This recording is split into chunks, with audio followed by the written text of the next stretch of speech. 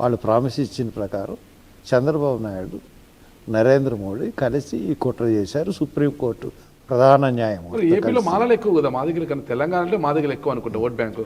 ఏపీలో మాలలు ఎక్కువ కదా, చంద్రబాబు గారు ఎందుకు కుట్ర చేస్తారు? చంద్రబాబు ఎందుకు కుట్ర చేస్తాడంటే, చంద్రబాబు ఎందుకు కుట్ర చేశాడని నేను అనుకుంటున్నానంటే, నేను జగన్ ముఖ్యమంత్రిగా ఉన్నంతకాలం నేను జగన్ వ్యతిరేకించాను. మీరు ఎవరినైనా వ్యతిరేకిస్తారు మామూలు, అది రాజశేఖర రెడ్డి గారిని వ్యతిరేకించారు. ఎవరు అధికారంలో ఉంటే వాళ్ళు వ్యతిరేకిస్తారు. అంతే, అదే చెప్తున్నా. రాజశేఖర రెడ్డి గారిని అందరూ కూడా కొనియాడితే ఆయన వ్యతిరేకించిన ఏకైక నాయకుడు హర్ష కుమార్ గారు. అది కదండి అన్ని, ఎందుకంటే నాది వ్యతిరేకత అనేది అంశాల వారీగా ఉంటుంది. రాజకీయ అంశాలు లేకపోతే ప్రతిదీ ఒక అంశాల వారీగా ఉంటుంది, కానీ వ్యక్తిగతంగా విభేదాలు కానీ వ్యక్తిగతంగా వ్యతిరేకించడం కానీ ఉండదు. దీంట్లో నేను ఏ నాయకుడితో డిఫర్ అయిందంటే ఒక పాలసీ మ్యాటర్ మీద డిఫర్ అవుతాను.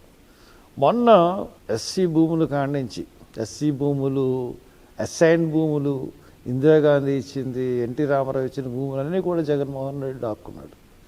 అంతేకాకుండా ఒక 25 స్కీములు జగన్మోహన్ రెడ్డి ఆయన రద్దు చేశాడు, ఎస్సీ స్కీమ్స్ని. అందు గురించి నేను ఆయన్ని వ్యతిరేకించాను, పోరాటం చేశాను.